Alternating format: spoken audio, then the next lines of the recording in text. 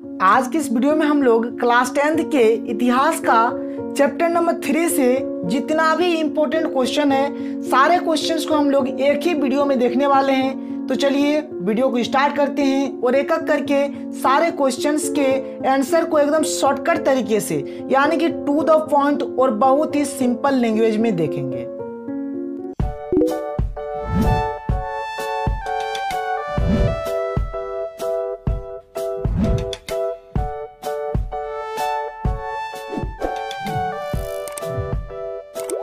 तो चलिए सबसे पहले हम लोग इतिहास के पार्ट 3 का पहला क्वेश्चन देखते हैं। हमारे पास जो पहला क्वेश्चन है कुछ इस प्रकार से है, प्रथम विश्व युद्ध पर टिप्पणी लिखें। मतलब ये जो प्रथम विश्व युद्ध है इसके बारे में आपको लिखना है कि प्रथम विश्व युद्ध क्या है, ठीक है। यानी प्रथम विश्व युद्ध के बारे में यहाँ पर लिखना है और प्रथम विश्व युद्ध पर क्या लिखना है, टिप्पणी लिखना है। तो देखिए यहाँ पर मैं आपको जो भी क्वेश्चन का आंसर बताऊंगा हर क्वेश्चन का आंसर मैं आपको टू द पॉइंट बताऊंगा, मतलब पॉइंट वाइज बताऊंगा। अगर आप एग्जाम में इस प्रकार से लिखेंगे तो आपको अच्छा मार्क्स मिलेगा, ठीक है। चलिए देखिए उत्तर। देखिए पहला पॉइंट क्या है, प्रथम विश्व युद्ध की शुरुआत 1914 ईस्वी में हुई थी। मतलब जो प्रथम विश्व युद्ध है इसकी शुरुआत कब हुई थी, 1914 ईस्वी को हुई थी, ठीक है। आगे देखिए, यह वही समय था जब भारत पर अंग्रेजों का शासन था। मतलब देखिए 1914 में हमारा देश जो था यह अंग्रेजों के चुंगल में था।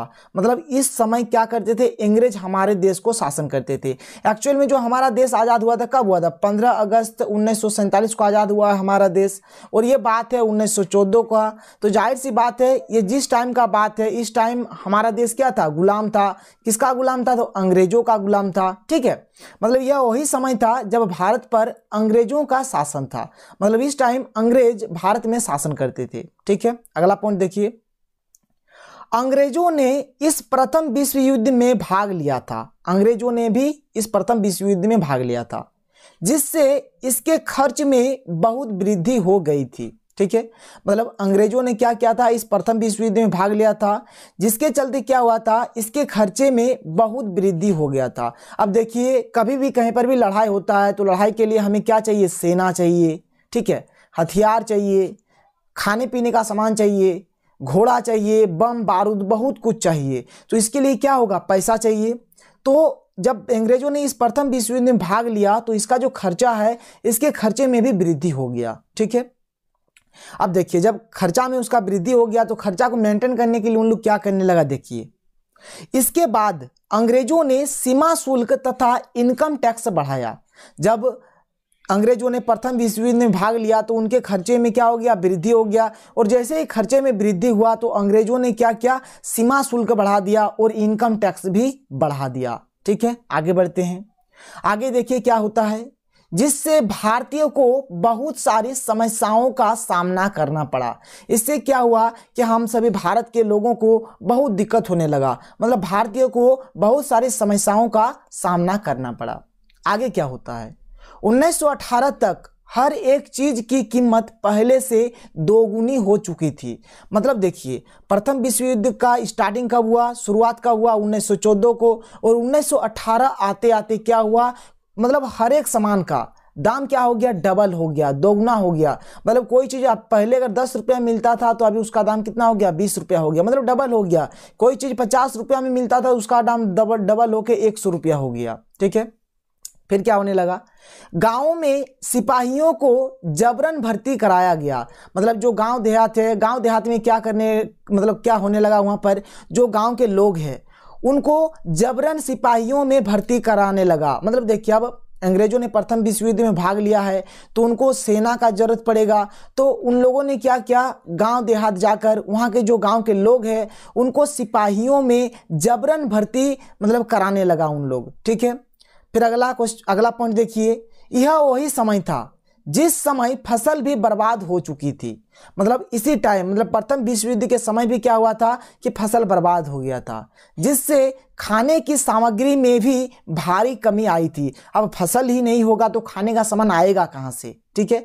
तो उस साल क्या हुआ था, मतलब ये जब प्रथम विश्व युद्ध हुआ था उस टाइम जितना भी फसल था सारा का सारा फसल भी बर्बाद हो गया था जिससे खाने की सामग्री में भी क्या हुआ था, भारी कमी आ गया था। अगला पॉइंट क्या है कि इसी समय फ्लू जैसी महामारी फैल गई। मतलब इसी टाइम क्या हुआ था, फ्लू जैसी एक खतरनाक बीमारी भी मतलब भारत में आ गया था। मतलब ये फ्लू बीमारी फैल गया था भारत में, जिसके कारण भारी संख्या में लोग मारे गए। मतलब ये फ्लू बीमारी के कारण बहुत सारे लोगों की मृत्यु हो गई। जैसे अभी देखिए ना, अभी जैसे हमारे विश्व में अभी कोरोना वायरस जिस प्रकार से आया है, कोरोना वायरस आया है ना, यह भी क्या है, एक महामारी है। इससे भी बहुत सारे लोग मारे गए। तो उसी प्रकार से जिस समय प्रथम विश्व युद्ध हो रहा था, उस समय फ्लू जैसी एक महामारी बीमारी आई थी और इससे भी बहुत सारे लोग यानी भारी संख्या में लोग मारे गए। ठीक है, आगे देखिए, आगे के पॉइंट को देख लेते हैं। अगला पॉइंट क्या है कि लोगों को ऐसा लगता था कि युद्ध खत्म होने के बाद सारी मुसीबतें खत्म हो जाएगी, पर ऐसा नहीं हुआ। लोगों को लगता था कि अब युद्ध जैसे ही खत्म हो जाएगा, अंग्रेजों से हमें छुटकारा मिल जाएगा और जो भी मतलब मुसीबत है, सारा का सारा मुसीबत खत्म हो जाएगा। लेकिन ऐसा कुछ भी नहीं हुआ। आगे देखिए, यह वही समय था जब महात्मा गांधी ने सत्याग्रह के विचारों को अलग अलग राष्ट्रों तक पहुंचाया। ठीक है, मतलब इसी प्रथम विश्व युद्ध के समय ही महात्मा गांधी क्या कर रहे थे, सत्याग्रह के विचारों को अलग अलग देशों में, अलग अलग राष्ट्रों में पहुंचा रहे थे। ठीक है, अब हम लोग बात करेंगे सत्याग्रह के बारे में। मतलब हर चीज को हम लोग एकदम अच्छे तरीके से समझेंगे। ठीक है, सत्याग्रह के बारे में जानेंगे। देखिए, आपके परीक्षा में क्वेश्चन कुछ इस प्रकार से आ सकता है कि सत्याग्रह क्या है, सत्याग्रह से आप क्या समझते हैं, या फिर क्वेश्चन आएगा कि सत्याग्रह पर टिप्पणी लिखें। ठीक है, या फिर क्वेश्चन आएगा कि सत्याग्रह का विचार क्या है। यानी इस प्रकार से आपका क्वेश्चन परीक्षा में आ सकता है। तो आज का जो हमारा टॉपिक है क्या है, सत्याग्रह। यानी आज की इस वीडियो में हम लोग जानेंगे कि सत्याग्रह का मतलब क्या होता है, यानी सत्याग्रह किसको बोलते हैं। ठीक है, तो चलिए हम लोग एक एक करके सारे पॉइंट को यहाँ पर देखते हैं। तो देखिए, सबसे पहले हम लोग यहाँ पर देखेंगे पहला पॉइंट। पहला पॉइंट क्या है कि महात्मा गांधी 1915 में दक्षिण अफ्रीका से भारत लौटे। यानी महात्मा गांधी 1915 में दक्षिण अफ्रीका से भारत आए थे। ठीक है, देखिए अगला पॉइंट क्या है, दक्षिण अफ्रीका में नस्ल के आधार पर भेदभाव होता था। वहां उन्होंने एक नए तरह के जन आंदोलन के रास्ते दक्षिण अफ्रीका के नस्लभेदी सरकार से सफलतापूर्वक लोहा लिया था। इस पद्धति को ये सत्याग्रह कहते थे। बात समझ में आ रहा है आपको। देखिए, हम सभी जानते हैं कि हर देश में लगभग हर देश में किसी न किसी आधार से भेदभाव किया जाता है। यानी किसी देश में जाति के आधार पर भेदभाव होता है, तो किसी देश में रंग के आधार पर भेदभाव होता है। तो देखिए, दक्षिण अफ्रीका में यहाँ पर नस्ल के आधार पर भेदभाव हो रहा था। दक्षिण अफ्रीका में नस्ल के आधार पर भेदभाव हो रहा था।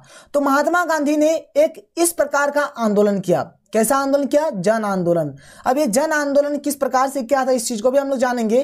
तो एक उन्होंने क्या किया, जन आंदोलन किया, और इस जन आंदोलन के सहायता से उन लोग क्या किए, उन्होंने क्या किए, दक्षिण अफ्रीका के नस्लभेदी सरकार से सफलतापूर्वक लोहा लिया।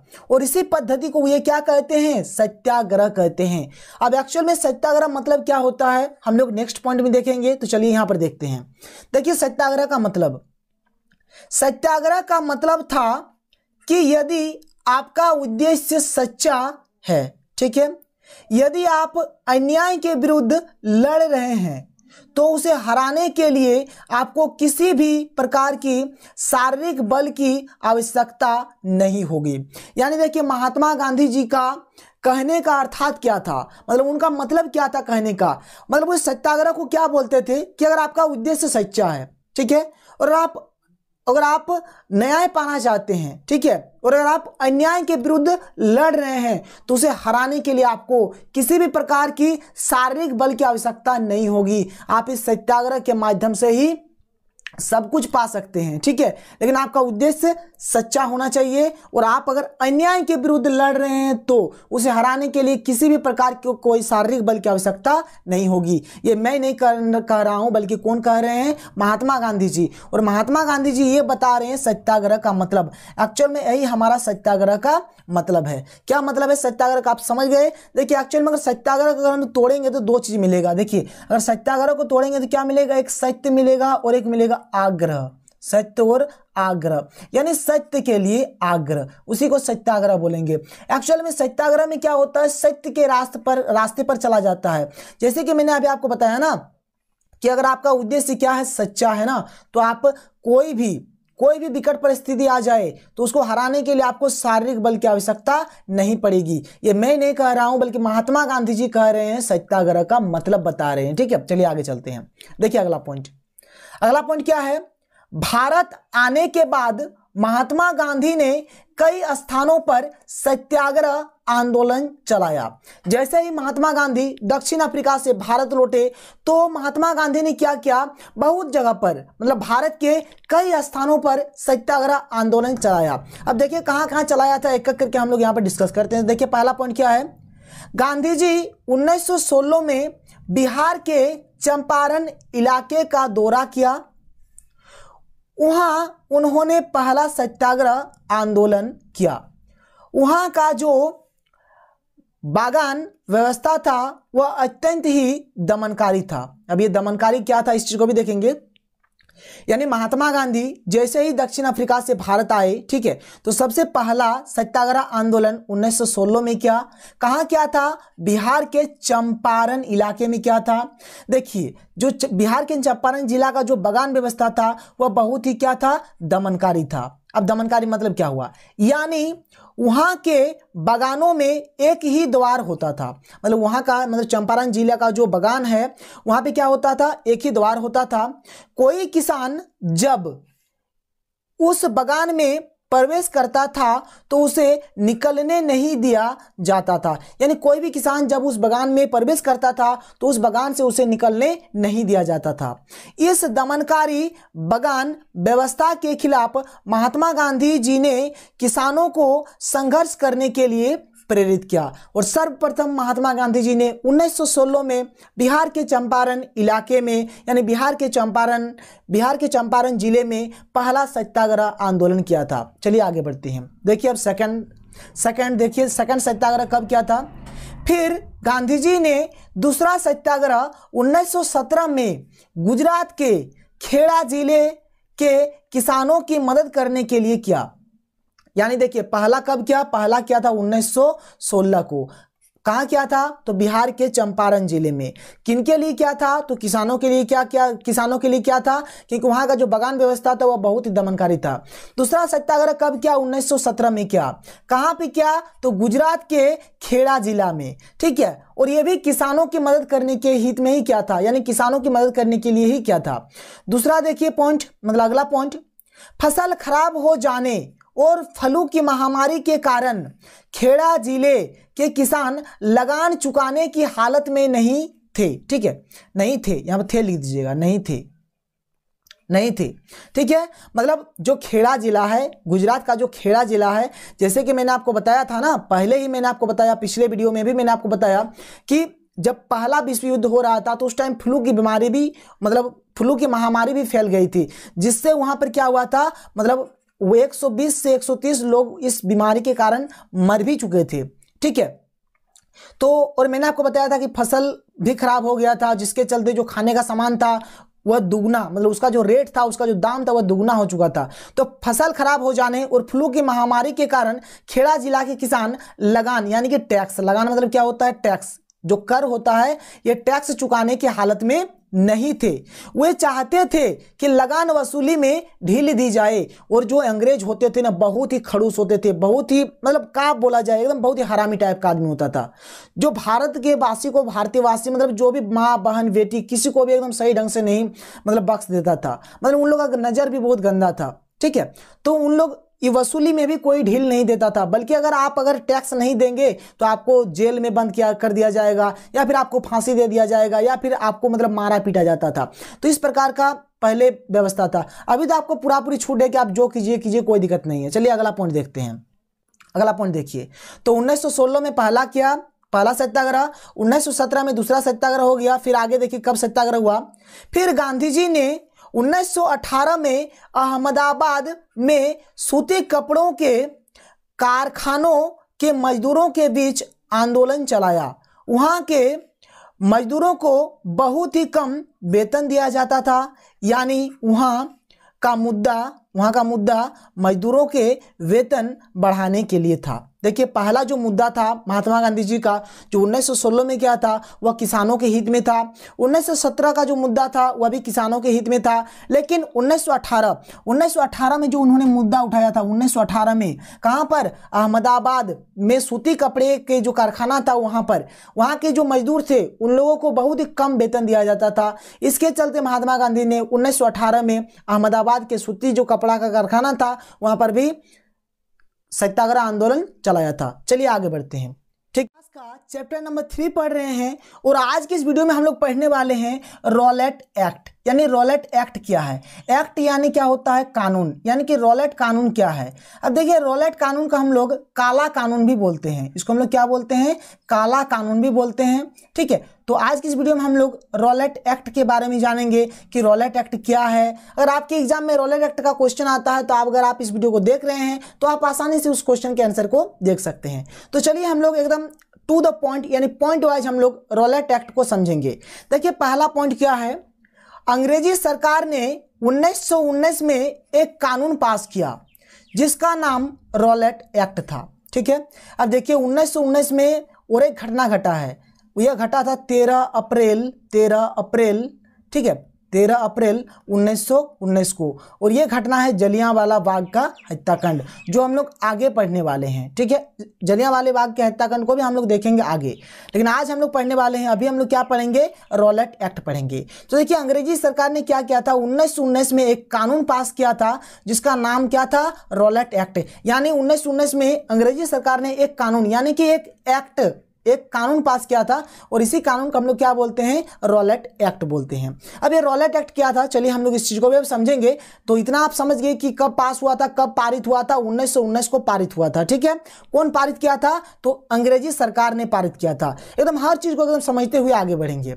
सेकंड पॉइंट देखिए, भारत में क्रांतिकारियों के प्रभाव को समाप्त करने तथा राष्ट्रीय भावना को कुचलने के लिए ब्रिटिश सरकार के न्यायाधीश सर सिडनी रॉलेट ने इस कानून को पारित किया। बात समझिए, देखिए अब भारत के ऐसे महान क्रांतिकारी थे जैसे कि सुभाष चंद्र बोस हो गया, खुदीराम बोस हो गया, चंद्रशेखर आजाद हो गए, भगत सिंह जी हो गए।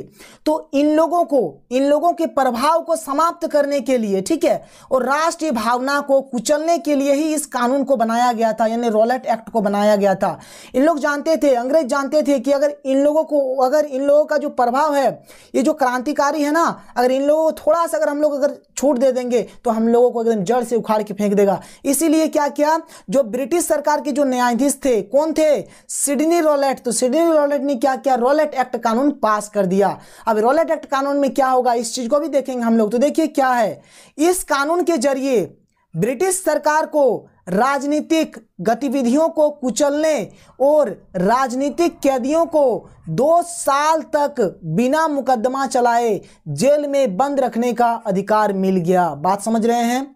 क्या हुआ कि जो भी राजनीतिक है, ठीक है, राजनीतिक कैदियां जो भी है, उन राजनीतिक कैदियों को उन लोग क्या कर सकते हैं? 2 साल तक जेल में बंद रख सकते हैं और वह भी बिना मुकदमा चलाए। और एक चीज आप याद रखिएगा, ये जो रॉलेट एक्ट जो नाम है ना इस कानून का, इसी के चलते, ठीक है, मतलब इन्हीं के चलते ये जो न्यायाधीश थे ना, कौन? सर सिडनी रॉलेट, इन्हीं के चलते इस कानून का नाम रॉलेट एक्ट पड़ा था। ठीक है, चलिए आगे देखते हैं। देखिए यहां पर मैंने लिखा हुआ भी है, क्या लिखा है देखिए, इसलिए रॉलेट एक्ट को काला कानून के नाम से भी जाना जाता है।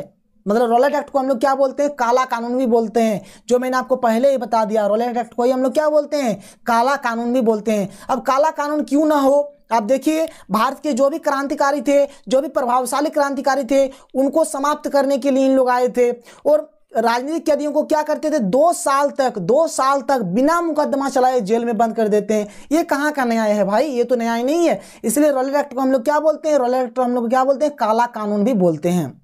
आगे देखिए, महात्मा गांधी ने इस कानून का प्रखर विरोध किया और वे अहिंसा ढंग से इस कानून को बंद करना चाहते थे। महात्मा गांधी ने क्या किया, इस कानून का यानी रॉलेट एक्ट कानून का एकदम बहुत विरोध किया। और वे क्या चाहते थे, मतलब महात्मा गांधी क्या चाहते थे, वे अहिंसा ढंग से इस कानून को बंद करना चाहते थे। अहिंसा ढंग का मतलब क्या हो गया, अहिंसा मतलब हो गया कि बिना लड़ाई झगड़े के, मतलब महात्मा गांधी क्या चाहते थे कि हम लोग लड़ाई झगड़ा नहीं करेंगे और ये हम लोग क्या करेंगे, जो रॉलेट एक्ट कानून है इसको हम लोग बंद कर देंगे। मतलब इसका महात्मा गांधी प्रखर विरोध कर रहे थे, यानी बहुत बढ़ चढ़ के विरोध कर रहे थे और ये अहिंसा ढंग से इसको बंद करना चाहते थे। फिर अगला पॉइंट देखिए, इसके लिए उन्होंने 6 अप्रैल को रॉलेट सत्याग्रह प्रारंभ किया।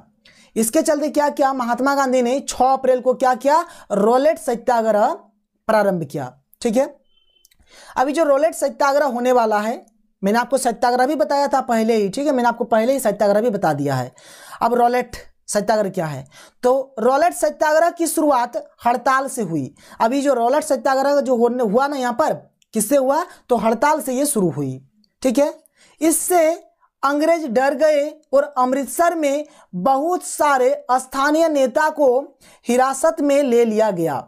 जब अंग्रेज देखा कि महात्मा गांधी जी 6 अप्रैल से क्या कर दिए, रॉलेट सत्याग्रह शुरू कर दिए, तो अंग्रेज डर गए और अमृतसर में क्या थे, बहुत सारे स्थानीय नेता को क्या किए, उन्होंने उनको हिरासत में ले लिया, यानी गिरफ्तार कर लिए और जेल में डाल दिए। ठीक है, फिर क्या हुआ, गांधी जी के दिल्ली में प्रवेश करने पर पाबंदी लगा दी गई, यानी कहा गया कि महात्मा गांधी जी दिल्ली में प्रवेश नहीं कर सकते हैं। फिर देखिए क्या हुआ, 10 अप्रैल को पुलिस ने अमृतसर में एक शांतिपूर्ण जुलूस पर गोली चला दी। देखिए अंग्रेज कितना हरामी है, इसलिए तो मैं इसको हरामी बोल रहा था उतना देर से। 10 अप्रैल को क्या किया, जो पुलिस मतलब अंग्रेजी है, तो जो अंग्रेज थे उन लोगों ने क्या किया, अमृतसर में एक शांतिपूर्ण जुलूस हो रहा था, मतलब कोई हो हल्ला नहीं, मतलब शांतिपूर्वक एक जुलूस हो रहा था, वहां पर क्या किया, उन पुलिस वालों ने गोली चला दिया। ठीक है, आगे देखिए, अब जब गोली चला देगा तो कोई तो चुप रहने वाला है नहीं, मतलब भारत के लोग और आग बबूला हो उठे, और गुस्सा हो गए।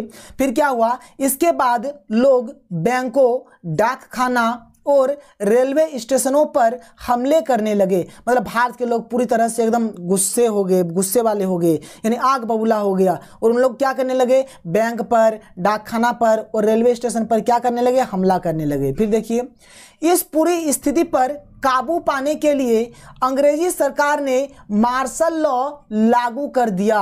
अब ये मार्शल लॉ कौन सी बला है, ये मार्शल लॉ क्या है, तो देखिए मार्शल लॉ क्या होता है। देखिए मार्शल लॉ, तो मार्शल लॉ में मिलिट्री के सबसे उच्च पद के अफसर को सरकार का मुख्य बना दिया जाता है, यानी मिलिट्री पद में जो सबसे हाई पोस्ट में होगा, यानी जो उच्च पद में होगा, उस अफसर को क्या किया जाता है, सरकार का मुख्य बना दिया जाता है, यानी उसके पास बहुत शक्ति होता है, उसके पास बहुत शक्ति होता है और वे कुछ भी कर सकते हैं। और देखिए यहाँ पर ये जो नाम है ना, ठीक है, यहाँ पर अभी मैं बताऊंगा कि उस टाइम, मतलब जिस टाइम ये मार्शल लॉ लागू हुआ था उस टाइम उच्च पद पर कौन थे। देखिए ना, अगला पॉइंट में ही देख लीजिए कि भारत में उस समय यह पद जनरल डायर को दिया गया, यानी मार्शल लॉ की कमान जनरल डायर ने संभाली, यानी मार्शल लॉ का कमान किनके हाथ में दे दिया, तो जनरल डायर के हाथ में दे दिया। और ये जनरल डायर क्या, जनरल डायन है, ये एकदम जनरल डायन है। इसी ने क्या किया था, इसी ने क्या किया था, जलियांवाला बाग का हत्याकांड किया था। ठीक है, जलियांवाला बाग का हत्याकांड जिस चीज को हम लोग आगे पढ़ेंगे, ये जनरल डायर ने ही ये सारा कांड किया था। बात समझ रहे हैं। अब इसीलिए क्या था, क्योंकि तो इसके हाथ में मार्शल लॉ है, यानी इसके पास पूरा शक्ति है, ये तो कुछ भी कर सकता है ना, बस इसी के चलते। और ये रॉलेट एक्ट के वजह से ही जलियांवाला बाग का हत्याकांड होने वाला है। ठीक है, जिसको हम लोग पढ़ेंगे, आगे पढ़ेंगे। ठीक है, और आज की इस वीडियो में हम लोग पढ़ने वाले हैं जलियांवाला बाग का हत्याकांड। और जैसे कि मैंने आपको पिछले वीडियो में ही बता दिया था कि हमारा जो अगला लेक्चर आने वाला है उस लेक्चर में हम लोग जलियांवाला बाग का हत्याकांड पढ़ेंगे। अब देखिए पिछले वीडियो में हम लोगों ने क्या पढ़ा था, रॉलेट एक्ट के बारे में पढ़ा था, रॉलेट एक्ट। अभी ये रॉलेट एक्ट क्या था, मैंने आपको हर चीज़ बताया था वहाँ पर पिछले वीडियो में, अगर आपने नहीं देखा तो देख लीजिए। फिर भी मैं आपको यहाँ पर कुछ चीज़ों के बारे में बताऊंगा। तो रॉलेट एक्ट हमारा कब पास हुआ था, 1919 को। ठीक है, रॉलेट एक्ट कब पास हुआ था, 1919 को। रॉलेट एक्ट का मकसद क्या था कि जो भारत के जो क्रांतिकारी थे उनके प्रभाव को उन लोग दबाना चाहते थे, इसीलिए रॉलेट एक्ट को पास किया था। ठीक है, कब पास किया था, तो 1919 को। अब रॉलेट एक्ट में क्या होता था कि कोई भी राजनीतिक कैदी को 2 साल तक बिना मुकदमा चलाए जेल में आप बंद रख सकते हैं, ठीक है। तो ये सब चीज देखकर महात्मा गांधी जी ने क्या किए, 6 अप्रैल को क्या किए, उन्होंने रॉलेट सत्याग्रह का ऐलान कर दिया। और उन्होंने क्या किया, रॉलेट सत्याग्रह किया। अब रॉलेट सत्याग्रह हड़ताल से शुरू हुई, यानी उन्होंने रॉलेट सत्याग्रह कर दिया। फिर क्या होता है 10 अप्रैल को तो 10 अप्रैल को क्या होता है कि बहुत सारे पुलिस वाला आता है और अमृतसर के एक शांतिपूर्ण सजे धजे जुलूस में गोलियां चला देते हैं। ठीक है, बात समझ रहे हैं। मतलब 10 अप्रैल को क्या होते हैं, कोई पुलिस वाला आता है और अमृतसर में एक शांतिपूर्ण जुलूस चलता है और उस जुलूस पर वो क्या करता है, गोलियां चला देता है। जब गोलियां चला देता है तब बहुत सारे आदमी की मौत हो जाता है वहां पर। अब क्या होता है, भारत के जो लोग हैं वे और आग बबूला हो जाते हैं और जो भी मतलब बैंक है, सरकारी जो भी दफ्तर है, डाकखाना है, हर जगह पर तोड़ फोड़ स्टार्ट कर देता है। यानी उन लोग पूरी तरह से मतलब गुस्सा हो जाते हैं। ठीक है, फिर क्या करता है, अंग्रेज मार्शल लॉ लागू कर देता है। कहाँ पे, अमृतसर में क्या करते हैं, मार्शल लॉ लागू कर देते हैं। ठीक है, ऐसे देश के बहुत सारे जगह पर मार्शल लॉ भी लागू हुआ था। ठीक है, लेकिन ये जो घटना था, 10 अप्रैल का जो घटना था, ये कहाँ का था, अमृतसर का था। कहाँ का था, अमृतसर का था। तो वहां पे क्या हो गया, मार्शल लॉ लागू हो गया। और देखिए मार्शल लॉ में क्या होता है कि जो मिलिट्री का जो सबसे उच्च पद का जो अफसर होता है उन्हीं को ये मार्शल लॉ का पोस्ट दिया जाता है। और उस समय कौन थे, जनरल डायर। कौन थे, जनरल डायर। और मैंने आपको बताया था ये जनरल डायर या जनरल डायन जो है ना, ये जनरल डायन, ठीक है, ये जनरल डायन जो है यही सारा कांड करने वाला है। देखिए नाम डायन नहीं है, मैं डायन बोल रहा हूं, नाम है जनरल डायर। नाम क्या है, जनरल डायर। मैं इसको डायन ही बोलूंगा, ठीक है, क्योंकि बहुत हरामी आदमी था साला, ये कितना का जान ले लिया। तो इस चीज को हम लोग देखेंगे आज की इस वीडियो में, जिसका नाम है जलियांवाला बाग का हत्याकांड। तो चलिए एकदम हर चीज को एकदम अच्छे तरीके से समझते हैं। देखिए पहला पॉइंट क्या है, 1919 में भारत में रॉलेट एक्ट के बाद एक और घटना घटी जो जलियांवाला बाग का हत्याकांड है। रॉलेट एक्ट एवं जलियांवाला बाग का हत्याकांड ये दोनों मिलकर पूरे भारत की नींव हिलाकर रख दी। देखिए ये दोनों घटना, रॉलेट एक्ट और जलियांवाला बाग का हत्याकांड, पूरे भारत की नींव यानी जो भारत का बेस है, इस बेस को हिला के रख दिया इन दोनों घटना ने। ठीक है, चलिए आगे देखिए सेकंड पॉइंट क्या है, जलियांवाला बाग का हत्याकांड 13 अप्रैल 1919 को हुआ था। कब हुआ था जलियांवाला बाग का हत्याकांड, 13 अप्रैल 1919 को हुआ था। कहां हुआ था, तो आप इस चीज को याद रखिएगा, अमृतसर में हुआ था। चलिए देखते हैं अगला पॉइंट। इस दिन मतलब 13 अप्रैल 1919 को बहुत सारे गांव वाले अमृतसर के जलियांवाला बाग में वैसाखी का मेला देखने के लिए एकजुट हुए थे। मतलब बैसाखी के दिन में अमृतसर का एक बाग है जिसका नाम है जलियांवाला बाग। ठीक है, वहां पर सभी लोग क्या हुए थे, मतलब एकजुट हुए थे मेला देखने के लिए। ठीक है, आगे देखिए, यह मैदान यानी जो जलियांवाला बाग जो है चारों तरफ से बंद था। इस मैदान में आने और जाने का केवल एक ही द्वार था, मतलब इसमें एक ही गेट था, इसी से आप आ सकते हैं और जा सकते हैं।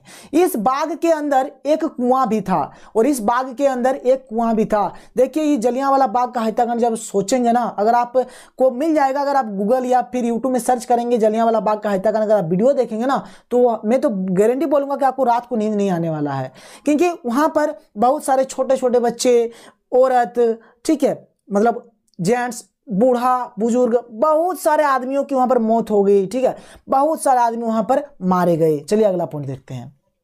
अब देखिए, जैसे कि मैंने आपसे कहा था कि हम सभी जानते हैं कि जो अमृतसर में क्या हुआ था, वहां पर मार्शल लॉ लागू हो गया था। मार्शल लॉ लागू हुआ था ना, तो चलिए ये पॉइंट उसी पर बेस्ड है।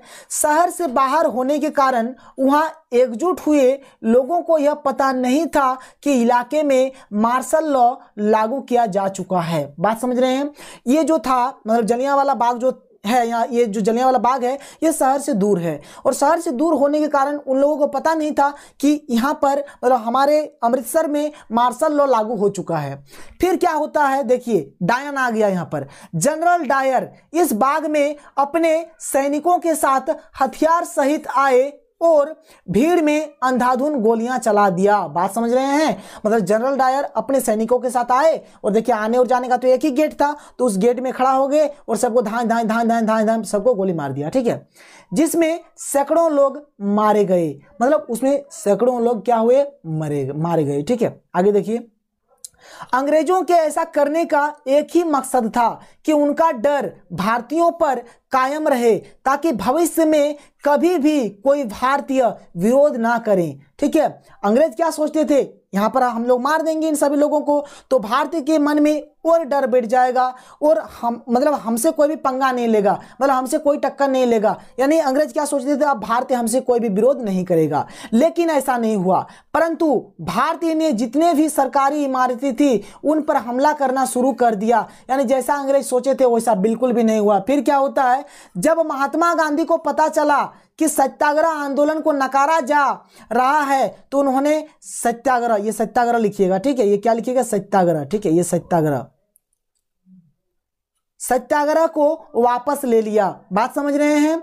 महात्मा गांधी, जैसे मैंने आपको शुरू में ही बताया कि रॉलेट एक्ट के लिए महात्मा गांधी रॉलेट सत्याग्रह पर बैठे थे 6 अप्रैल को, लेकिन जब देखा कि मतलब जो महात्मा गांधी का जो सत्याग्रह आंदोलन था उसको नकार दिया गया, मतलब उसको मतलब जो अंग्रेज थे उन लोगों ने एक्सेप्ट नहीं किया, तब वो उन्होंने क्या किया, मतलब महात्मा गांधी ने क्या किया, सत्याग्रह आंदोलन को वापस ले लिया। बात समझ रहे हैं? तो ये था जलियांवाला बाग का हत्याकांड। और अभी तक हम लोगों ने जलियांवाला बाग का हत्याकांड और रॉलेट एक्ट के बारे में पढ़ लिया है। देखिए, ये जो रॉलेट एक्ट और ये जलियांवाला बाग का जो हत्याकांड है, ये दोनों घटना मिलकर भारत की नींव हिला कर रख दी। और आज की इस वीडियो में हम लोग पढ़ने वाले हैं असहयोग आंदोलन। ये असहयोग आंदोलन क्या है? ठीक है, असहयोग आंदोलन को हम लोग खिलाफत आंदोलन भी बोलते हैं और इसी का और एक नाम है असहयोग खिलाफत आंदोलन। ठीक है, अब देखिए, अगर असहयोग को अगर आप तोड़ेंगे तो आपको 2 चीज मिलेगा, एक मिलेगा अ मिलेगा और एक मिलेगा सहयोग। ठीक है, अब सहयोग मतलब क्या होता है, किसी का साथ देना। सहयोग मतलब क्या होता है, किसी का साथ देना, और असहयोग मतलब होता है किसी का साथ नहीं देना। तो देखिए, ये इसी पर बेस्ड है कि किसी का साथ देना और किसी का साथ नहीं देना, इसी पर बेस्ड है हमारा असहयोग आंदोलन। अगर आप इस चीज को अगर आप समझ गए हैं कि किसी का साथ देना और किसी का साथ नहीं देना, तो आप असहयोग आंदोलन को एकदम अच्छे तरीके से समझ सकते हैं। तो चलिए हम लोग आते हैं हमारे आंसर के ऊपर। जो मैं आपको आंसर बताता हूं टू द पॉइंट बताता हूं और बहुत ही सिंपल लैंग्वेज में बताता हूं। तो देखिए, पहला पॉइंट क्या है, गांधी जी ने अपनी प्रसिद्ध पुस्तक हिंदी स्वराज में कहा था कि भारत में ब्रिटिश शासन की स्थापना भारतीयों के सहयोग से ही हुआ है। मतलब देखिए, हमारा देश जो भारत है, भारत में ब्रिटिश शासन की स्थापना हम सभी भारतवासियों के चलते ही हुआ था। ठीक है, अगर आप कहानी पढ़ेंगे शुरू से कि अंग्रेज हमारे देश में कैसे आए थे, देखिए एक्चुअल में हमारे देश अंग्रेज जो आए थे व्यापार करने आए थे, लेकिन आप समझते हैं कि हर देश में लोभी आदमी होता है, तो उन्हीं लोभी आदमी के चलते उन्हें यहाँ पर आश्रय मिल गया और धीरे धीरे अंग्रेज क्या किए, हमारे देश को गुलाम बना दिए, क्योंकि उन्होंने देखा कि भारत के जो लोग हैं वो एकदम सीधा है। लेकिन उनको ये नहीं पता है कि जब सीधा आदमी जब टेढ़ा हो जाता है तो कुछ भी हो सकता है। ठीक है, लेकिन फिर भी हमारे देश में बहुत दिनों तक राज किया, हमारे देश के बहुत सारे अच्छी अच्छी चीजों को ये अपने देश ले चल गए। ठीक है, तो गांधी जी अपने प्रसिद्ध पुस्तक हिंदी स्वराज में क्या कहते हैं कि जो ब्रिटिश शासन हमारे देश में है, इनका स्थापना हम भारतवासियों के सहयोग से ही हुआ है। इसीलिए मैंने आपको बताया सहयोग असहयोग मैंने आपको शुरू में ही बताया। ठीक है, आगे देखिए, अगर भारत के लोग अपना सहयोग वापस ले लें तो साल भर के भीतर ब्रिटिश सरकार खत्म हो जाएगी और भारत स्वतंत्र हो जाएगा। देखिए, यहाँ पर भारत के जो लोग हैं, अभी भी यहाँ पर बहुत किस्म के लोग हैं। जैसे कोई लोग एकदम पैसा के चलते तो कुछ भी कर सकते हैं, लेकिन ऐसे भी लोग हैं जो पैसा क्या, वो अपना धर्म और सम्मान को बचाने के लिए कुछ भी कर सकते हैं। बात समझ रहे हैं? तो महात्मा गांधी जी क्या कह रहे थे कि जो भारत के लोग हैं अगर अपना सहयोग वापस ले लेंगे तो साल भर के भीतर जो ब्रिटिश सरकार है ये खत्म हो जाएगी। ठीक है, आगे देखिए, इस सोच के साथ महात्मा गांधी ने असहयोग आंदोलन की शुरुआत की। मतलब इस टाइप का सोचा महात्मा गांधी ने और उन्होंने क्या किया, असहयोग आंदोलन की शुरुआत कर दी। अब हम लोग देखेंगे कि असहयोग आंदोलन कितना दूर तक चलता है या फिर नहीं चलता है, ठीक है। अब चलता है तो क्यों चलता है और नहीं चलता है तो क्यों नहीं चलता है, हर चीज़ को देखेंगे, ठीक है। चलिए आगे देखिए। इस आंदोलन के लिए सबसे पहले गांधी जी पूरे भारतीयों को एक साथ लाना चाहते थे। मतलब देखिए, अब असहयोग मतलब क्या, अंग्रेजों से हमको असहयोग करना है, लेकिन भारत के लोगों को तो सहयोग में ही रहना पड़ेगा, सबको एकजुट में ही रहना पड़ेगा, तभी तो अंग्रेज को हमारे देश से भगा सकते हैं। इसके लिए उन्होंने हिंदू और मुसलमान को एक करना चाहा। और महात्मा गांधी क्या सोचे कि अब हम लोग हिंदू भाइयों को और मुसलमान भाइयों को एक कर देंगे। तब उन्होंने क्या किया देखिए, इस उद्देश्य के लिए महात्मा गांधी ने मोहम्मद अली और शौकत अली से मिले, जो उस समय मुस्लिम के जवान राजनीतिक नेता थे। मतलब महात्मा गांधी क्या सोचे कि अब हमारे देश से अंग्रेजों को भगाना है, और उन्होंने असहयोग आंदोलन की शुरुआत की। और मतलब महात्मा गांधी क्या सोचे कि अगर हमारे देश के सभी लोग यानी कि हिंदू मुसलमान जब एकजुट होंगे तभी हम लोग यहाँ से अंग्रेज को भगा सकते हैं। तब महात्मा गांधी ने क्या किया, मोहम्मद अली और शौकत अली से जाकर भेंट किया। और मोहम्मद अली शौकत अली कौन थे, तो उस टाइम के मतलब उस समय के मुस्लिम के सबसे जवान राजनीतिक नेता थे, ठीक है। फिर क्या होता देखिए, जब महात्मा गांधी ने उन्हें असहयोग आंदोलन के बारे में बताया तो गांधी जी को मुस्लिम का सहयोग भी मिल गया। यानी जब महात्मा गांधी जी ने मोहम्मद अली और शौकत अली जी को बताया कि इस तरह का कि हम मतलब हिंदू और मुसलमान को एक हो जाना चाहिए, तभी हम लोग अंग्रेज को हमारे देश से भगा सकते हैं, तो जो मोहम्मद अली और शौकत अली थे उन्होंने मतलब हामी भर दिया कि नहीं चलो भाई ठीक है, हमने एक्सेप्ट किया, हम लोग यही काम करेंगे। फिर क्या होता है देखिए, असहयोग आंदोलन में मुस्लिमों का भी बहुत बड़ा योगदान था। यानी देखिए, असहयोग आंदोलन में मुस्लिम भी बढ़ चढ़ कर भाग लिए, ठीक है। इसीलिए इसे खिलाफत आंदोलन भी कहा जाता है। इसीलिए हम लोग इसको क्या बोलते हैं, खिलाफत आंदोलन भी बोलते हैं। क्यों बोलते हैं, क्योंकि उस समय खलीफा कौन थे, इस्लामिक विश्व के आध्यात्मिक नेता थे। जो खलीफा जी थे वे कौन थे, इस्लामिक विश्व के आध्यात्मिक नेता थे, और उन्हीं के नाम से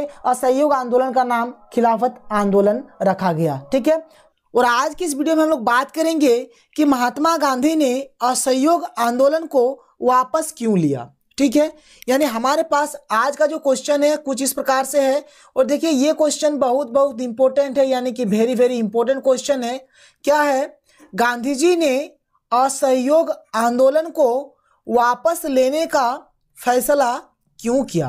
यानी ये जो असहयोग आंदोलन है ये बहुत जोर शोर से चल रहा था, लेकिन फिर भी महात्मा गांधी ने असहयोग आंदोलन को वापस ले लिया। अब क्यों लिया है इस चीज़ को देखेंगे, तो चलिए हम लोग देखते हैं इसके आंसर को। और देखिए, मैं हर एक क्वेश्चन के आंसर को टू द पॉइंट बता रहा हूँ और बहुत ही सिंपल तरीके से बता रहा हूँ। तो देखिए क्या है आंसर, असहयोग आंदोलन पूरे जोर शोर से चल रहा था, परंतु महात्मा गांधी जी ने 1922 ईस्वी को असहयोग आंदोलन को वापस ले लिया, क्योंकि धीरे धीरे असहयोग आंदोलन हिंसक होते जा रहा था। बात समझ रहे हैं। महात्मा गांधी जी ने क्या किया, 1922 ईस्वी को असहयोग आंदोलन को वापस ले लिया। इसीलिए वापस ले लिया क्योंकि ये जो असहयोग आंदोलन है ये धीरे धीरे हिंसक होते जा रहा था। इस आंदोलन को वापस लेने के निम्नलिखित कारण है। अब देखिए, जो असहयोग आंदोलन को महात्मा गांधी जी ने वापस लिया था, इनका क्या क्या कारण है इस चीज का, तो चलिए हम लोग देखते हैं। देखिए पहला पॉइंट, महात्मा गांधी अहिंसा और शांति के पुजारी थे। यानी महात्मा गांधी सोचते थे कि कोई भी आंदोलन अगर हम लोग करेंगे तो जो आंदोलन होगा वह बिना लड़ाई झगड़े के हो, उसी को हम लोग अहिंसा बोलते हैं। यानी महात्मा गांधी अहिंसा और शांति के पुजारी थे। यानी महात्मा गांधी अहिंसा और शांतिवादी आदमी थे। यानी वो लड़ाई झगड़ा उतना नहीं चाहते थे, वे सोचते थे कि सारा काम हमारा शांति से ही निपट जाए तो अच्छा है। परंतु जब उन्हें पता चला कि उत्तेजित भीड़ ने चोरा चोरी के पुलिस थाने को आग लगाकर 22 सिपाहियों की हत्या कर दी, तो वे परेशान हो उठे और असहयोग आंदोलन को वापस लेना ही उचित समझा। बात समझ रहे हैं। देखिए, जैसे कि मैंने आपको बताया कि जो महात्मा गांधी जी है वे अहिंसा और शांति के पुजारी थे, लेकिन जब उन्हें पता चला कि चोरा चोरी का जो पुलिस थाना है वहां पर उत्तेजित भीड़ ने आग लगा दिया और 22 सिपाहियों की हत्या कर दी। तो ये परेशान हो उठे और गांधी जी ने सोचा कि अब असहयोग आंदोलन को वापस लेना ही उचित है। देखिए, मैंने आपको एक घटना बताया था 13 अप्रैल 1919 का घटना, यानी कि जलियांवाला बाग का हत्याकांड का जो घटना था। देखिए, महात्मा गांधी जी क्या चाहते थे कि वे दोबारा नहीं चाहते थे कि इस प्रकार का घटना हमारे देश में हो, क्योंकि मैंने आपको वहां बताया था कि जो रोलेट एक्ट और जलियांवाला बाग का हत्याकांड था, ये दोनों घटना पूरे भारत के नींव को हिलाकर रख दिया था। ठीक है, तो देखिए अगला पॉइंट क्या है। अगला पॉइंट कुछ इस प्रकार से है, महात्मा गांधी 13 अप्रैल 1919 का जलियांवाला बाग का हत्याकांड भी नहीं भूले थे। वह नहीं चाह रहे थे कि इस तरह का घटना दोबारा हो, इसलिए गांधी जी असहयोग आंदोलन को वापस लेना ही उचित समझा और इस तरह से महात्मा गांधी जी ने असहयोग आंदोलन को वापस ले लिया। देखिए, असहयोग आंदोलन को वापस लेने का दो कारण था। पहला कारण था चोरी चोरा जो थाना में जो हत्याकांड हुआ था, पहला कारण ये था। और दूसरा कारण क्या था कि महात्मा गांधी जी नहीं चाहते थे कि जलियांवाला बाग जैसा हत्याकांड दोबारा हो, क्योंकि जलियांवाला बाग का जो हत्याकांड था वह पूरे भारत देश के नींव को हिलाकर रख दिया था। और जब असहयोग आंदोलन वापस ले लिया, फिर कुछ दिन बाद दांडी यात्रा आया। तो आज का जो हमारा टॉपिक है क्या है, दांडी यात्रा। देखिए, दांडी यात्रा को कहीं कहीं पर दांडी यात्रा भी लिखा हुआ रहता है, तो दांडी लिखिए दांडी लिखिए, दोनों का मतलब एक ही है। ठीक है, और दांडी यात्रा को हम लोग क्या बोलते हैं, नमक यात्रा भी बोलते हैं। क्या बोलते हैं, इसी को हम लोग क्या बोलते हैं, नमक यात्रा भी बोलते हैं। इसका देखिए और एक नाम है, इसका और एक क्या नाम है, दांडी मार्च भी इसको बोलते हैं। क्या बोलते हैं, दांडी मार्च। इसको क्या बोलेंगे, दांडी मार्च। इसको दांडी मार्च भी बोला जाता है, या फिर इसको हम क्या बोल सकते हैं, दांडी मार्च भी बोल सकते हैं, दांडी मार्च। ठीक है, तो इस प्रकार से ये सब नाम को आप याद रखिएगा ताकि एग्जाम में कोई भी परेशानी ना हो, आप आसानी से हर चीज को समझ सकते हैं। और एक चीज देखिए, आपके एग्जाम में जो भी क्वेश्चन आएगा, पहला क्वेश्चन क्या है कि दांडी यात्रा या फिर दांडी यात्रा या फिर नमक यात्रा या फिर दांडी मार्च या फिर दांडी मार्च, या फिर और एक क्वेश्चन है इस प्रकार से भी अगर आए आपके एग्जाम में तो आप इसी आंसर को लिखिएगा। क्या है, नमक यात्रा की चर्चा करते हुए स्पष्ट करें कि यहाँ उपनिवेशवाद के खिलाफ प्रतिरोध का एक असरदार प्रतीक था। इस चीज को आपको जो भी है क्वेश्चन, इसका भी आंसर आपका यही है। ठीक है, यानी ये दो क्वेश्चन जो भी हो, ये रहे ये रहे ये रहे या फिर इनमें से कोई रहे, ठीक है, तो आंसर क्या होने वाला है, सेम होने वाला है। और एक चीज आप याद रखिए, जैसे ही दांडी यात्रा खत्म होता है, जैसे ही दांडी यात्रा खत्म होगा, सविनय अवज्ञा आंदोलन आ जाएगा। क्या आएगा, सविनय अवज्ञा आंदोलन। और सविनय अवज्ञा आंदोलन को हम लोग आगे पढ़ेंगे। तो चलिए हम लोग स्टार्ट करते हैं आज का लेक्चर, यानी कि दांडी यात्रा। तो देखिए, इसका उत्तर बहुत ही सिंपल सा उत्तर है और बहुत ही इंपॉर्टेंट क्वेश्चन है। अंग्रेज सरकार ने नमक के ऊपर भी टैक्स लगा दिया था। इस टैक्स को रोकने के लिए महात्मा गांधी ने 12 मार्च 1930 ईस्वी को दांडी यात्रा की शुरुआत की। बात समझ रहे हैं। अब देखिए, जो नमक है, नमक हमारे भोजन का एक इम्पोर्टेंट पार्ट है। अगर नमक नहीं रहेगा तो भोजन कैसा लगेगा, आप खुद समझ सकते हैं। तो अंग्रेज सरकार ने क्या किया था कि नमक के ऊपर भी टैक्स लगा दिया था। ठीक है, तो इस टैक्स को रोकने के लिए महात्मा गांधी जी ने क्या किया, 12 मार्च 1930 ईस्वी को दांडी यात्रा की शुरुआत की। ठीक है, देखिए क्या है, दांडी यात्रा को दांडी मार्च या दांडी सत्याग्रह भी कहा जाता है। देखिए, अब दांडी सत्याग्रह बोलिए या फिर दांडी सत्याग्रह बोलिए, तो ये भी दांडी यात्रा का ही नाम है। ठीक है, अब देखिए, इस यात्रा का उद्देश्य यानी इस यात्रा का मकसद क्या था।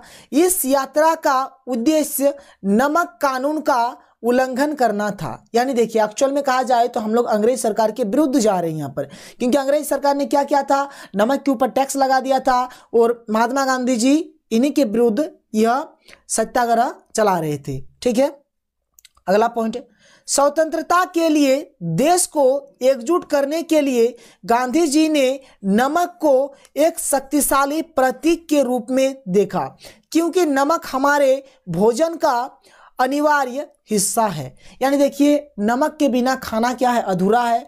और देखिए हर आदमी को, चाहे वो गरीब हो चाहे अमीर हो, चाहे वो टेबल बेंच में खाता है या फिर जमीन में बैठ के खाता है, चाहे वो सोना चांदी के थाली में खाता है या फिर पत्ता में खाता है, लेकिन सबके लिए नमक चाहिए। ठीक है, खाना तभी बनेगा जब नमक होगा। तो महात्मा गांधी जी ने देखा कि ये जो नमक है यह क्या है, एक अनिवार्य हिस्सा है भोजन का, और इसी को मुद्दा बनाकर देश को स्वतंत्रता कराने के लिए महात्मा गांधी जी निकल पड़े। 12 मार्च 1930 ईस्वी को दांडी यात्रा की शुरुआत की उन्होंने। फिर आगे देखिए फिर क्या होता है। देखिए इस यात्रा में गांधी जी अपने कुछ गिने चुने साथियों के साथ अहमदाबाद के साबरमती आश्रम से समुद्र तटीय गांव दांडी तक पैदल चलकर गए। बात समझ रहे हैं, इसका नाम दांडी यात्रा इसीलिए रखा गया क्योंकि महात्मा गांधी जी कहां से स्टार्ट किए थे चलना, साबरमती आश्रम से चलना स्टार्ट किए थे और कहां तक पहुंचे थे,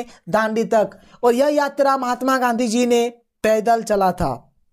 ठीक है, तो महात्मा गांधी जी एक्चुअल में कहा जाए तो कहां से स्टार्टिंग किए थे, तो अहमदाबाद के साबरमती आश्रम से समुद्र तटीय गांव दांडी तक महात्मा गांधी जी पैदल चलकर गए थे।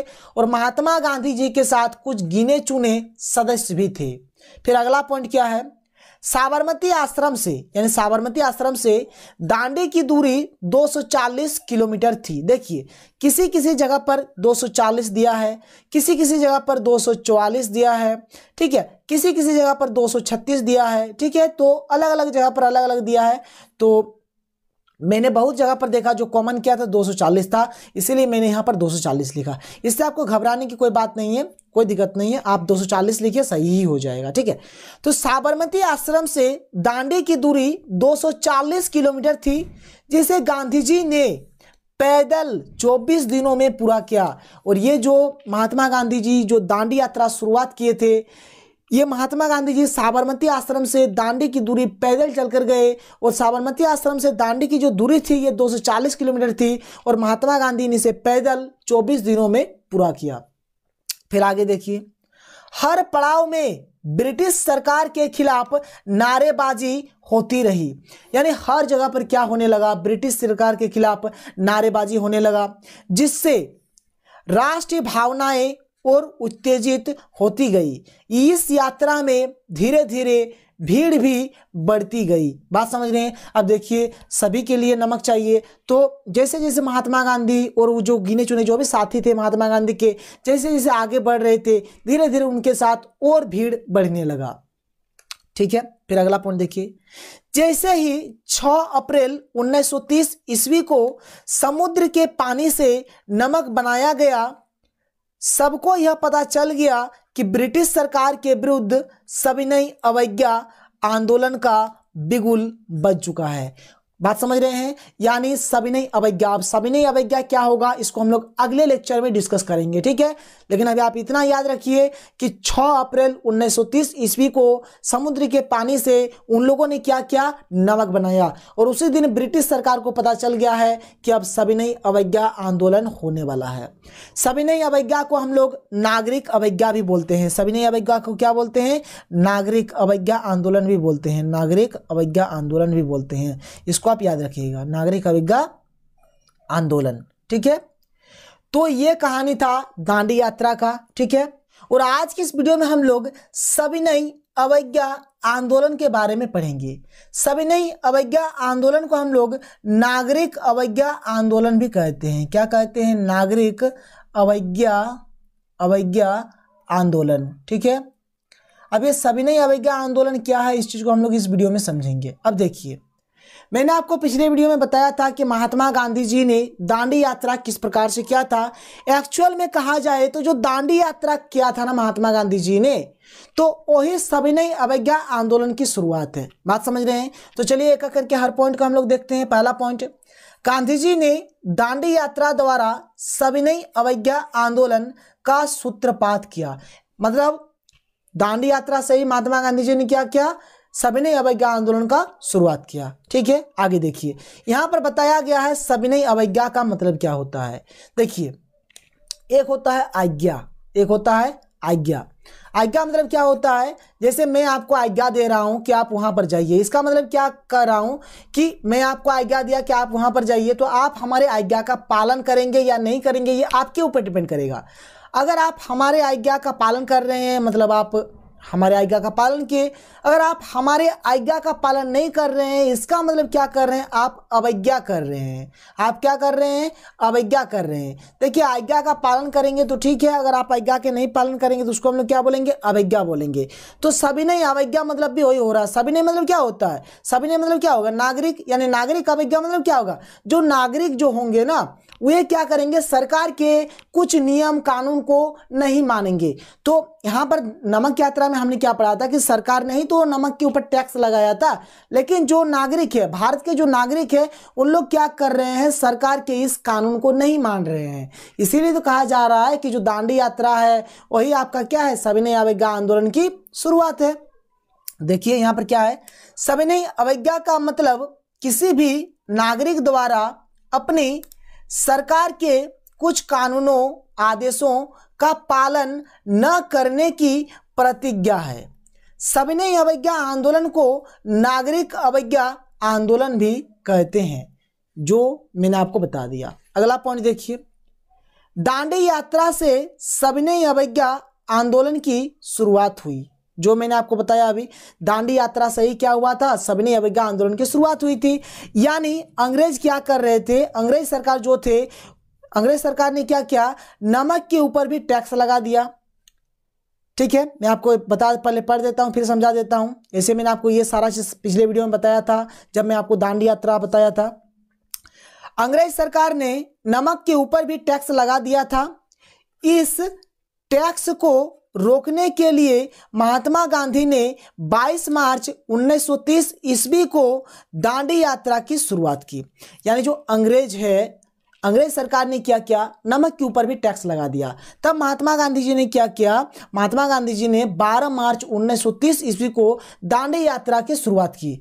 ठीक है, दांडी यात्रा को दांडी मार्च या दांडी सत्याग्रह भी कहा जाता है। ठीक है, इस यात्रा का उद्देश्य नमक कानून का उल्लंघन करना था। और यही तो हमारा सविनय अवज्ञा हो गया, यही तो हमारा सविनय अवज्ञा हो गया। सविनय अवज्ञा मतलब क्या हुआ कि मतलब हम लोग ऐसा प्रतिज्ञा कर रहे हैं कि सरकार के कुछ नियम कानून को अगर हम लोग नहीं मानते हैं उसी को सविनय अवज्ञा बोलेंगे। एक्चुअल में ये जो यात्रा था दांडी यात्रा, इसका मेन उद्देश्य क्या था कि नमक कानून का उल्लंघन करना। एक्चुअल में देखिए यहाँ पर बात क्या है कि स्वतंत्रता के लिए देश को एकजुट करने के लिए गांधी जी ने नमक को एक शक्तिशाली प्रतीक के रूप में देखा, क्योंकि नमक हमारे भोजन का अनिवार्य हिस्सा है। जैसे कि हम सभी जानते हैं कि भोजन का एक इम्पोर्टेंट पार्ट है नमक। अगर नमक नहीं रहेगा तो कोई भी आप सब्जी बना लीजिए, मीट बना लीजिए, जो भी बनाइएगा, कोई भी सब्जी बना लीजिए, उसका टेस्ट आपको नहीं मिलने वाला है। ठीक है, आगे देखिए, इस यात्रा में गांधी जी अपने कुछ गिने चुने साथियों के साथ अहमदाबाद के साबरमती आश्रम से समुद्र तटीय गांव दांडी तक पैदल चलकर गए। देखिए ये सब चीज मैं आपको दांडी यात्रा जब बताया था तब वहां पर एकदम अच्छे तरीके से बता दिया था। बात समझ रहे हैं क्या हो रहा है। महात्मा गांधी जी अपने कुछ गिने चुने साथियों के साथ अहमदाबाद के साबरमती आश्रम से समुद्र तटीय गांव दांडी तक पैदल चलकर गए। बात समझ रहे हैं, यानी साबरमती आश्रम से दांडी तक जा रहा है, इसीलिए इस यात्रा का नाम दांडी यात्रा दिया गया था। अगला पॉइंट, साबरमती आश्रम से दांडी की दूरी 240 किलोमीटर थी, जिसे गांधी जी ने पैदल 24 दिनों में पूरा किया। बात समझ रहे हैं, साबरमती आश्रम से दांडी की जो दूरी थी, ये दूरी थी 240 किलोमीटर, जिसे गांधी जी ने पैदल 24 दिनों में पूरा किया था। फिर आगे देखिए, हर पड़ाव में ब्रिटिश सरकार के खिलाफ नारेबाजी होती रही, जिससे राष्ट्रीय भावनाएं और उत्तेजित होती गई। इस यात्रा में धीरे धीरे भीड़ भी बढ़ती गई। मतलब जैसे जैसे महात्मा गांधी और उनके जो गिने चुने साथी थे आगे बढ़ते गए, धीरे धीरे भीड़ भी क्या होते गया, बढ़ते गया। और हर पड़ाव पे क्या करने लगे, उन लोग ब्रिटिश सरकार के खिलाफ नारेबाजी करने लगे। ठीक है, आगे देखिए, जैसे ही 6 अप्रैल 1930 ईस्वी को समुद्र के पानी से नमक बनाया गया, उसी दिन सविनय अवज्ञा आंदोलन का डंका बज गया था। बात समझ रहे हैं?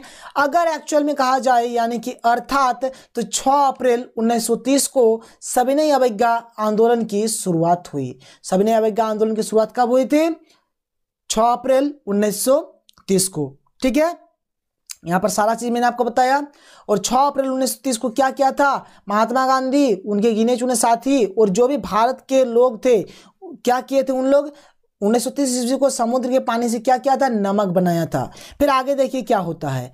5 मार्च 1931 में महात्मा गांधी और लॉर्ड इरविन के बीच एक राजनीतिक समझौता हुआ, जिसके तहत सविनय अवज्ञा आंदोलन को समाप्त कर दिया गया। बात समझ रहे हैं? सविनय अवज्ञा आंदोलन किस तरह से हुआ मैंने आपको सारी चीज बताया।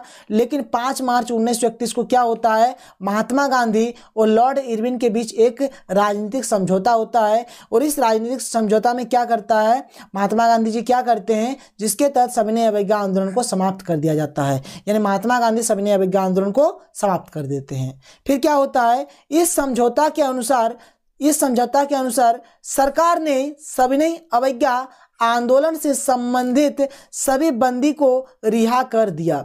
यानी जो ऐसे व्यक्ति थे जो सविनय अवज्ञा आंदोलन कर रहे थे, बहुत सारे व्यक्ति को बंदी बना लिया गया था, यानी गिरफ्तार कर लिया गया था। जब महात्मा गांधी और लॉर्ड इरविन के बीच समझौता हुआ तो वैसे बंदी जो सविनय अवज्ञा आंदोलन से संबंधित थे उनको रिहा कर दिया गया। ठीक है, तो ये था इस क्वेश्चन का आंसर। और आज की इस वीडियो में हम लोग साइमन कमीशन के बारे में पढ़ेंगे। देखिए आपके एग्जाम में क्वेश्चन कुछ इस प्रकार से आएगा कि साइमन कमीशन क्या है, या फिर साइमन कमीशन से आप क्या समझते हैं, या फिर साइमन कमीशन पर टिप्पणी लिखें। ठीक है, तो इस तरह का क्वेश्चन आपके एग्जाम में आएगा। तो आज का हमारा टॉपिक क्या है? हमारा टॉपिक है साइमन कमीशन। साइमन कमीशन को हम लोग साइमन आयोग भी बोलते हैं। अब देखिए हम लोग एक एक करके हर चीज को यहाँ पे देखेंगे कि साइमन कमीशन क्या था, साइमन कमीशन की शुरुआत कब हुई, यानी हर चीज को देखेंगे। तो चलिए सबसे पहले हम लोग देखते हैं हमारा पहला पॉइंट क्या है। साइमन कमीशन का गठन 8 नवंबर 1927 को भारत में संविधान सुधारों के अध्ययन के लिए किया गया था। यानी पहला बात, साइमन कमीशन का गठन कब किया गया था? तो 8 नवंबर 1927 को। क्यों किया गया था? कि भारत में जो भी संविधान सुधार होने वाला था उसके स्टडी करने के लिए साइमन कमीशन का गठन हुआ था। ठीक है, सेकंड पॉइंट देखिए। तो सेकंड पॉइंट क्या है कि इस कमीशन के अध्यक्ष सर जॉन साइमन थे। मतलब ये जो साइमन कमीशन है इनका अध्यक्ष कौन था? तो सर जॉन साइमन थे। इन्हीं के नाम पर इस कमीशन का नाम साइमन कमीशन रखा गया था। देखिए अध्यक्ष कौन थे? सर जॉन साइमन थे। ठीक है, और इन्हीं के नाम से इस गठन का, ये जो संगठन बनाया गया था, इस संगठन को मतलब ये जो गठन हुआ था, ये जो कमीशन गठन हुआ था 8 नवंबर 1927 को, इसका नाम क्या दिया गया था? Simon commission. तो किनके नाम पर दिया गया था? तो ये इनका जो अध्यक्ष है कौन है? Sir John Simon. तो इन्हीं के नाम पर इस संगठन का नाम क्या दिया गया था? Simon commission. यानी इस आयोग का क्या नाम दिया गया था? साइमन आयोग। ठीक है, चलिए आगे बढ़ते हैं। अगला पॉइंट, इस आयोग के सभी सदस्य अंग्रेज थे। यानी इसमें जितने भी मेंबर्स थे ना, जितने भी सदस्य थे, सारे सदस्य अंग्रेज ही थे। फिर अगला पॉइंट देखिए, भारत में इसका विरोध इसलिए हुआ क्योंकि इस आयोग में एक भी भारतीय सदस्य नहीं थे, सारे सदस्य अंग्रेज थे। जैसे कि मैंने अभी आपको बताया कि जो साइमन कमीशन, साइमन आयोग है, इसमें जितने भी सदस्य थे सारे सदस्य अंग्रेज थे, इसीलिए इसका भारत में विरोध हुआ। विरोध इसीलिए हुआ क्योंकि इसमें एक भी भारतीय सदस्य नहीं थे, सारे के सारे सदस्य अंग्रेज ही थे। चलिए आगे बढ़ते हैं। तो देखिए अगला पॉइंट क्या है। 1928 में जब साइमन कमीशन भारत पहुंचा तो उसका स्वागत साइमन कमीशन वापस जाओ के नारों से किया गया। यानी 1928 को जब साइमन कमीशन भारत आता है तो भारत के लोग एकदम आग बबूला है, क्योंकि उसमें साइमन कमीशन में एक भी भारतीय नहीं थे, सारे के सारे अंग्रेज थे। इसलिए भारत के लोग नारेबाजी करने लगे। यानी साइमन कमीशन का स्वागत किस प्रकार से किया? तो बोला साइमन कमीशन वापस जाओ, साइमन कमीशन वापस जाओ, इस तरह का नारा लगाया और इस तरह से साइमन कमीशन का स्वागत किया। फिर अगला पॉइंट क्या है, और यही हमारा लास्ट पॉइंट है।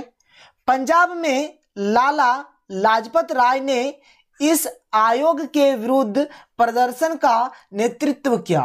पुलिस ने उन पर इतनी लाठियां बरसाई कि इस प्रहार से उनकी मृत्यु हो गई। बात समझ रहे हैं?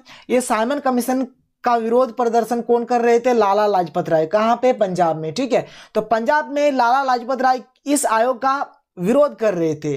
ठीक है, तो पुलिस गया उस टाइम और पुलिस ने उन पर इतनी लाठियां बरसाई कि इस प्रहार से लाला लाजपत राय की मौत ही हो गई। ठीक है, तो ये था हमारा आज का क्वेश्चन। आज के इस क्वेश्चन में हम लोग साइमन कमीशन के बारे में जाना और आज की इस वीडियो में हम लोग पूना पैक्ट के बारे में पढ़ेंगे। देखिए, ये जो क्वेश्चन है ये बहुत बहुत बहुत इंपॉर्टेंट है, यानी कि वेरी वेरी इंपॉर्टेंट क्वेश्चन है। तो आप एकदम अच्छे तरीके से समझिए। मैं आपको हर एक चीज को टू द पॉइंट और बहुत ही सिंपल लैंग्वेज में बताने वाला हूं। देखिए, क्वेश्चन क्या आएगा? पहला क्वेश्चन आपका आ सकता है कि पूना पैक्ट क्या है, इस प्रकार से आएगा। या फिर क्वेश्चन आपका आएगा कि पूना पैक्ट पर संक्षिप्त टिप्पणी लिखें, या फिर पूना पैक्ट क्या था। यानी कोई भी क्वेश्चन आए पूना पैक्ट के बारे में तो मैं यहां पर आपको पूना पैक्ट के बारे में बताने वाला हूं। तो देखिए, पूना पैक्ट क्या है क्या नहीं है, हर चीज को देखेंगे। तो चलिए सबसे पहला पॉइंट देखते हैं क्या है।